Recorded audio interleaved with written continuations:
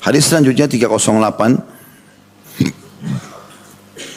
Imam Bukhari rahimahullah berkata, Abdus Salam mengabarkan kepada kami, ia berkata, Ja'far mengabarkan kepada kami dari Abu Imran an Yazid ibn Babanus قال دخلنا على عائشة رضي الله عنها فقلنا يا أم المؤمنين ما كان خلق رسول الله صلى الله عليه وسلم قالت كان خلقه القرآن تقرؤون سورة المؤمنين قالت اقرأ قد أفلح المؤمنون قال يزيد فقرأت قد أفلح المؤمنون إلى لفروجهم حافظون قالت هكذا كان خلق رسول الله صلى الله عليه وسلم. Dari Yazid ibn Babanus, ia berkata, seorang tabi'in yang masyhur rahimahullah, kami pernah menemui Aisyah radhiyallahu anha ummul mu'minin, ya, ibu orang-orang beriman. Ini julukan para istri Nabi ridwanullahi alaihinna. Lalu kami bertanya, wahai ummul mu'minin, wahai ibunya orang-orang beriman, bagaimanakah akhlak Rasulullah sallallahu alaihi wasallam? Ia menjawab, kata Aisyah, akhlak beliau adalah Al-Quran.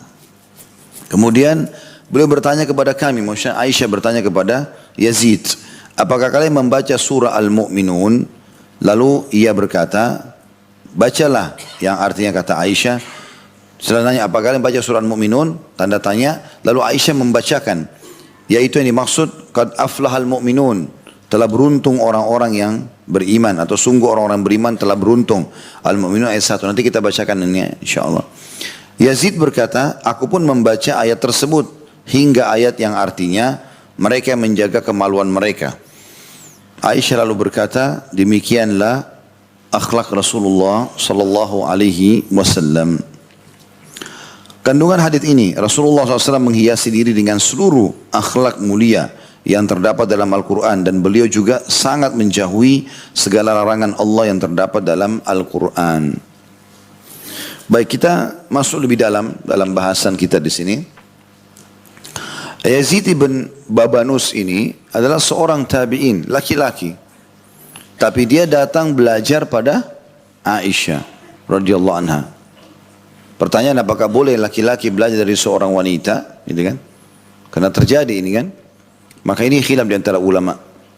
Kalau seandainya seorang wanita itu bisa terjaga dari fitnah, maksudnya menjaga diri dari fitnah, dan ilmu itu tidak dimiliki kecuali dari dia, ya, misalnya ada ilmu apa, ada pelatihan tertentu yang memang dia pakarnya, nggak ada yang lain gitu kan, sehingga harus beberapa laki-laki datang belajar, masih ada yang membolehkan. Tapi kalau enggak, maka dianjurkan untuk tidak terjadi interaksi itu. Ya, di sini Ummul Mukminin Aisyah adalah seorang wanita istri Nabi SAW yang interaksi langsung dengan Nabi SAW, dan banyak ilmu yang di dalam rumah Nabi Aisyah lebih faham.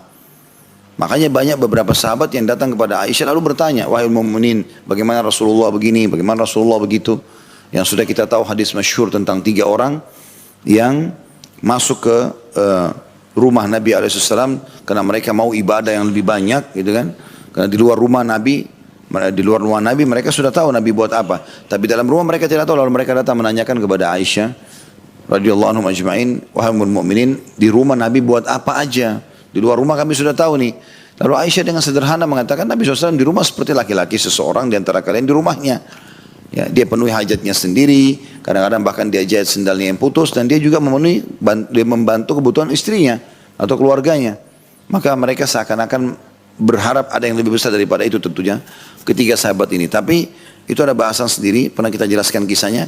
Tapi yang kita ingin titik beratkan adalah bagaimana mereka datang belajar kepada Aisyah radhiyallahu anha. Tapi ini juga belajarnya tidak secara langsung. Umumnya hijab, ada hijab di antara Ummul Mukminin sebagaimana dalam Al-Quran diceritakan antara beliau ini istri-istri Nabi dengan para laki-laki. Ya. Ini juga diambil daripada potongan pertama, Yazid bin Babanus ini datang bertanya kepada Ummul Mukminin. Kemudian potongan yang kedua dari hadis adalah mereka bertanya tentang akhlak Nabi SAW. Seakan-akan yang paling tahu akhlak Nabi ini Anda sebagai istri. Dan itu memang betul ya. Yang paling tahu tentang figur seorang laki-laki adalah istrinya. Yang paling tahu figur seorang perempuan adalah suaminya. Ya. Karena di luar dia bisa menjaga wibawahnya, image-nya segala macam, tapi di dalam rumah belum tentu bisa. Di situ terlihat bagaimana dia mengontrol emosinya, bagaimana dia bermuamalah dengan baik. Kapan dia baik dengan pasangannya pasti baik di luar, nggak mungkin tidak. Kalau dia santun sama suami, santun sama istri, baik sama dua-duanya, yang saya pernah bahasakan itu. Jadi suami istri saling bercanda, menghibur, menghilangkan penat, dan juga ya saling membantu satu sama yang lain memenuhi kebutuhan. Maka kita akan lihat orang-orang ini, suami istri akan sangat giat berkegiatan sosial di luar rumahnya. Karena memang dasarnya sudah dalam rumah begitu. Tapi kalau tidak dilakukan dalam rumah, maka di luar pun agak sulit. Ya. Karena banyak orang subhanallah, dia tidak mendalamkan hubungan dia dengan yang Allah suruh mendalamkan hubungan dengannya. Misal antara anak sama orang tua. Banyak orang hanya sekedar saja orang tuanya salaman selesai. Enggak, Allah suruh kita pendalam, bakti sama dia. Cari apa yang dia sukai, apa yang dia tidak sukai, dalami itu. Dan kejar pahala dari situ. Begitu juga antara ya, suami istri. Banyak orang suami istri bertahun-tahun tapi kayak dingin, basi kalau makanan. Nggak pernah ada kata-kata sayang, nggak ada cinta, nggak ada bercanda, tegang semuanya. Begitu ketemu suami istri, kesalahan apa nih kira-kira yang saya bisa dapat? Kesalahannya dulu, bukan kelebihannya. Padahal kita lihat juga dalam Islam, kalau di baju pasangan kita misalnya ada satu kotoran, kita tutup itu yang kita lihat yang bagusnya. Itu yang kita lakukan, kita tidak terbalik. Yang kotor, kotor jorok. Misalnya. Yang dilihat itu ya, padahal yang lain dilupakan. Walaupun kita boleh memberikan masukan misalnya. Ini contoh orang-orang yang harus memang kita dalam. Karena ini suami istri, saling menjaga rahasia, orang tua anak-anak kita dan seterusnya. Harusnya lebih dalam hubungannya. Gitu kan?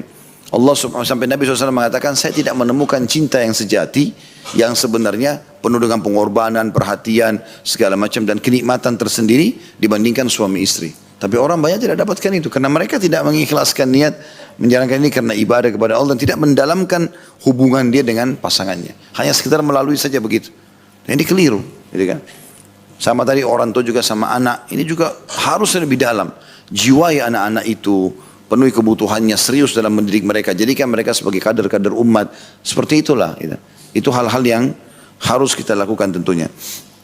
Di sini mereka menanyakan akhlak Nabi SAW bukan kepada Abu Bakar, bukan kepada Umar, bukan kepada sahabat-sahabat Nabi. Karena orang bisa jaga nama baiknya di depan sahabatnya. Tetapi kalau dengan pasangan ini terlihat semuanya. Makanya Aisyah memberikan gambaran kalau akhlak Nabi SAW Al-Quran. Lalu dalam riwayat ini dijelaskan seperti apa sih ciri akhlak Nabi itu yang dimaksud. Maka Aisyah menjelaskan itu. Kita buka sekarang surah Al-Mu'minun ya. Aisyah menjelaskan radhiyallahu anha kalau dia atau akhlak Nabi SAW ada dalam surah Al-Mu'minun. Maka Aisyah mengatakan, apakah kalian baca surah Al-Mu'minun? Lalu untuk menjelaskan, karena kan ada surah Al-Mu'min, ada surah Al-Mu'minun, beda loh. Kalau surah Al-Mu'min, nama lainnya surah Ghafir, surah nomor 40. Ya. Jadi agak berbeda di situ. Ada Al-Mu'min, ada Al-Mu'minun ya. Kalau Al-Mu'min itu surah nomor 23. Kalau Al-Mu'min surah nomor 40.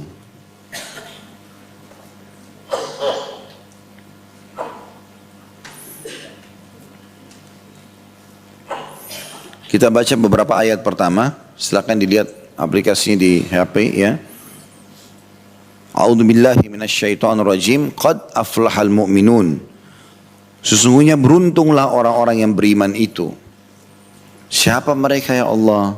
Bagaimana supaya kami bisa mencapai derajat orang-orang beriman yang engkau katakan itu beruntung? Allah sebutkan ciri mereka.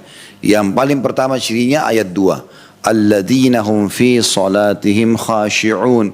Yaitu orang-orang yang khusyuk dalam solatnya. Konsentrasi. Ini ciri akhlak Nabi yang pertama. Sampai ulama mengambil dari potongan hadis ini. Kalau Aisyah menjelaskan. Kalau kalian mau melihat akhlak Nabi ya, atau orang yang dinilai berakhlak seperti akhlak Nabi, lihat sholatnya khusyuk enggak? Karena Nabi SAW berakhlak dengan itu. Kalau udah sholat, udah konsentrasi full. Dan sebagian salafus saleh menjalankan itu. Sampai digambarkan Abdullah bin Mas'ud radhiyallahu anhu itu kalau berdiri, Abdullah bin Amr, mereka kalau berdiri sholat, maka mereka tidak terpengaruh dengan apapun di sekitarnya. Sampai seseorang di antara mereka, Abdullah bin Amr radhiyallahu anhu, pernah lagi sujud di dekat Ka'bah, ada batu besar jatuh tiba-tiba. gitu kan? Dari pegunungan tergelincir sampai menarik bajunya dia, jatuh dekat kepalanya, tapi dia tidak bergerak sedikit pun. Ya, mereka saking konsentrasinya dalam sholat itu. Kalau udah sholat, mereka sudah tidak lagi fikir yang lain. Ya, dan ini harusnya mendalam ini ya. Teman-teman bisa ikuti, ada ceramah kami di YouTube. Mudah-mudahan teman-teman tim sudah angkat. Saya bedah sebulan sekali di Makassar buku Mukhtasar Minhajul Qasidin, punyanya Ibnu Qudamah rahimahullah. Beliau membahas bab-bab fikih seperti bab sholat, bab zakat, bab puasa, tapi bukan lagi yang dibahas tentang rukun-rukun dan syarat-syaratnya, ya seperti kita biasa bahas misalnya. Tapi ini tidak, lebih menyentuh kepada poin-poin secara keimanan. Jadi sholat bagaimana supaya lebih khusyuk gitu. Ya. Maka di antara hal yang ditekankan oleh beliau di situ adalah bagaimana seseorang itu menikmati sholatnya, gerakan-gerakannya, gitu kan? Karena memang dia akan diberikan pahala sesuai dengan kadar konsentrasi dia. Kalau ada yang kita lagi sholat, rakaat pertama kita hadir, rakaat kedua kita hilang, mengkhayal, maka rakaat kedua itu hilang pahalanya.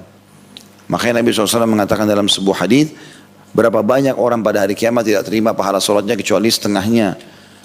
Ada yang tidak terima kecuali sepertiga, seperempat, ada sepersepuluh, bahkan ada yang cuma menerima sholatnya seperti pakaian kotor yang diremukkan lalu dilempar ke wajahnya. Wa na'udzubillah. Jangan sampai.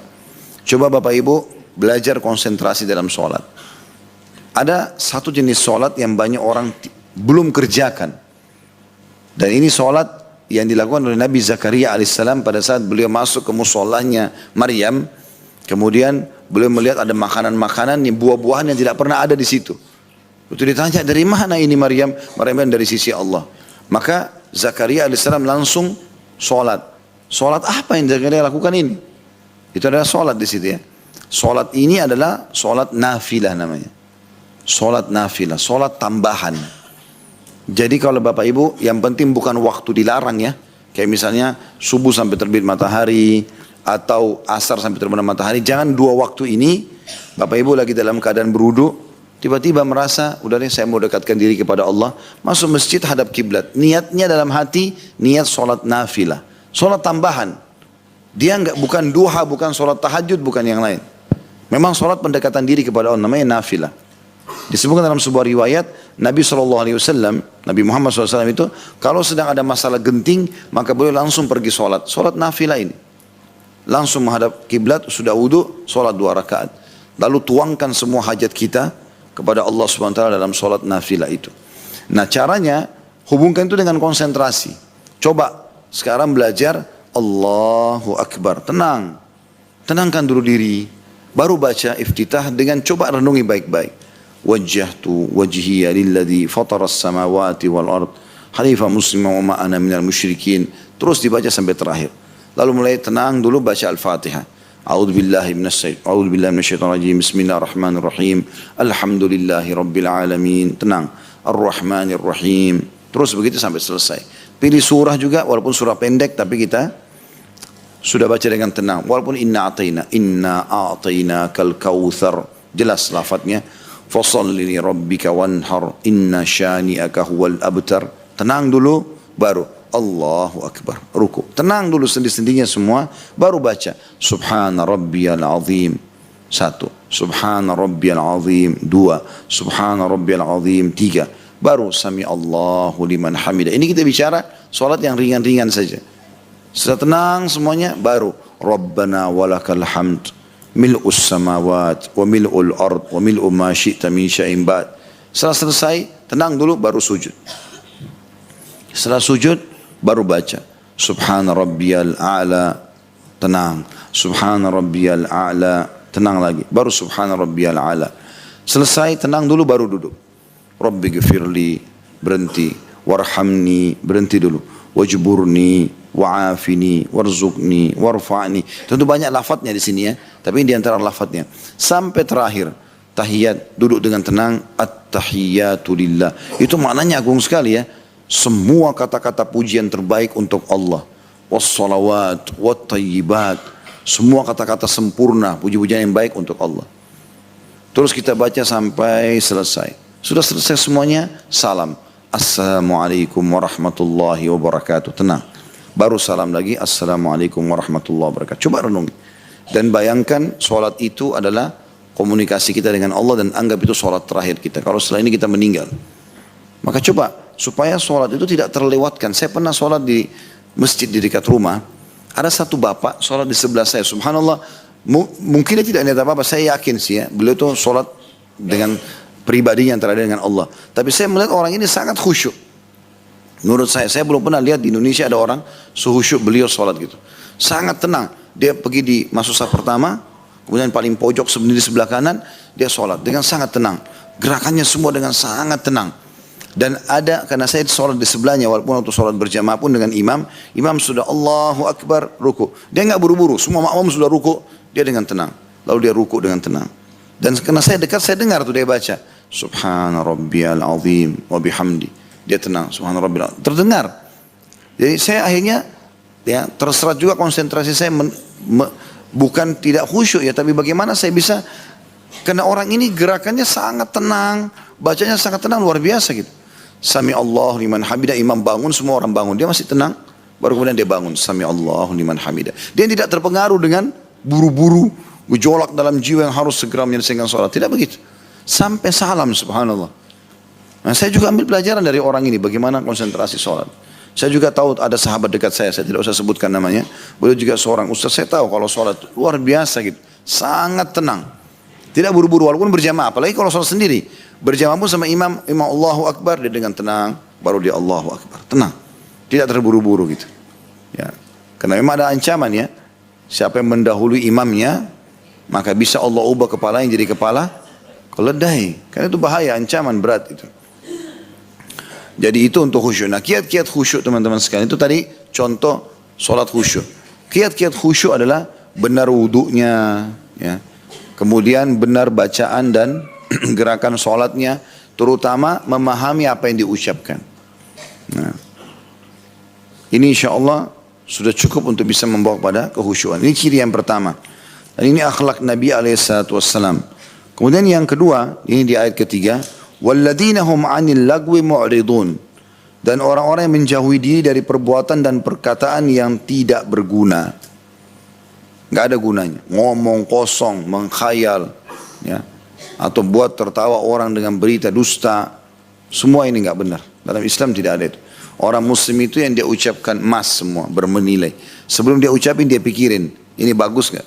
Bermanfaat gak? Dia bicara. Jadi semua itu dicatat oleh malaikat, bagus saja semua nanti hari kiamat. Gak ada omong kosong. Kata Atha bin Abi Rabah rahimahullah, mestinya seseorang dari kita malu. Kalau nanti dipaparkan bukunya amalnya hari kiamat, gak ada urusan akhirat, urusan agama, gak ada juga urusan dunia. Bukan bicara tentang bisnis dikembangkan, pendidikan anak, enggak, omong kosong. Ada orang berteman sudah 30 tahun, itu aja ceritanya. Hah? Dulu saya waktu masih SD, orang sudah hafal ceritanya. Ngapain diulang-ulang? Mungkin kalau temannya bilang itu sudah 700 kali saya dengar. Terulang-ulang terus gitu. Saya berapa kali gitu, pernah jalan beberapa orang, cerita itu sudah berapa kali saya dengar, tapi diulang-ulang. Cuma saya juga nggak enak mau tegur, sudah saya diam saja. Tapi saya ambil pelajaran, kalau saya tidak perlu mengucapkan itu, sudah cukup orang tahu. Gitu kan? Kalau dia mengatakan bahwa saya, Ustaz ingat gak dulu pernah begini? Oh iya saya ingat. Udah sebatas cukup. Saya tidak usah tanggapin, kecuali sesuatu yang bermanfaat, yang saya rasa manfaatnya lebih besar, oke, baru saya tanggapin. Supaya ayo kita tingkatkan kualitas kita nih. Hanya cuma berputar di situ-situ yang omong kosong yang tidak ada manfaatnya gitu kan. Kemudian yang ketiga, tentu ini ciri Nabi SAW ya, ini contoh akhlak yang mulia. Kita bisa lihat orang itu berakhlak kalau dia tutur katanya dirata dengan rapi, baik dan segala macam. Kita tidak bicara ini kalau dia sedang bercanda ya. Ada saja juga bercanda, mungkin suami istri bercanda, tapi tidak boleh juga ada kebohongan. Itu lain, atau orang tua main sama anaknya masih kecil, itu berbeda. Yang ketiga adalah sifatnya walladzina hum lizzakati fa'ilun, dan mereka orang-orang yang menunaikan zakatnya.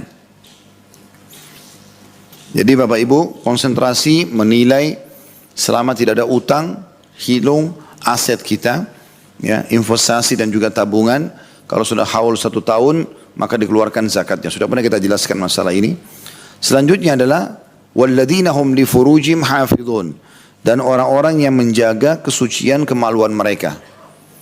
Mereka sama sekali tidak melanggar itu, ya. Tidak pernah berzina lah maksudnya. Allah mengatakan kalaupun dia ingin lampiaskan illa ala azwajihim, kecuali mereka lampiaskan pada pasangan mereka. Au ma malakat aimanum, atau budak yang mereka milikin. Sudah pernah kita jelaskan masalah itu. Fa innahum ghairu malumin, mereka dalam hal itu tidak tercelah. Faman ibtagha wara'a dzalika faulaika humul adun, barang siapa mencari yang di balik itu, maka mereka itulah orang-orang yang melampaui batas. Maksudnya mencari, ya, pengganti nikah adalah perzinahan. Kemudian ayat 8-nya walladzina hum li amanatim wa ahdihim ra'un, mereka ada juga orang-orang yang memelihara amanah-amanah yang dipikulkan dan janji-janjinya. Jadi sudah kita jelaskan, Nabi minta itu supaya menjaga amanah. Kemudian ayat 9-nya walladzina hum ala salawatim yuhafidhun, mereka adalah orang-orang yang suka memelihara solat mereka, maksudnya on time dikerjakan dengan jumlah-jumlah maksimal, ya. Jadi Bapak Ibu usahakan jangan berhenti, terus meningkatkan secara kuantitas. Kalau kualitas nggak ada pilihan. Secara kuantitas, jumlah. Kalau kualitas sekali lagi itu wajib. Konsentrasi, khusyuk dalam sholat, apa segala macam. Konsentrasi pada saat baca Al-Quran, zikir segala macam, itu bukan pilihan, kewajiban. Tapi yang kita maksud adalah kuantitas, ya, jumlah. Kayak misalnya Bapak Ibu biasa duha 2 rakaat. Usahakan naik jadi 4. Usahakan naik jadi 8. Usahakan naik maksimal 12. Kalau sudah niat sampai 12 istiqomahkan. Gitu lah. Sholat malam biasanya 2 rakaat. Sekarang meningkat 4. Meningkat sampai 8. Witir biasa 1. Sekarang jadi 3. Kalau sudah sampai pada maksimal tinggal istiqomah. Gitu loh. Dan ini kuantitasnya yang dibahas. Gitu. Mereka selalu meningkatkan kuantitas selain kualitas yang memang bukan pilihannya. Lalu Allah SWT menjanjikan bagi orang-orang yang menjaga semua itu, ulaika humul warithun. Mereka itu adalah orang-orang yang akan mewarisi. Apa yang mereka warisi, ya Allah? Apa yang mereka dikasih nanti? Alladzina yarithuna al-firdausa hum fiha khalidun. Mereka akan mewarisi surga Firdaus dan mereka kekal di dalamnya.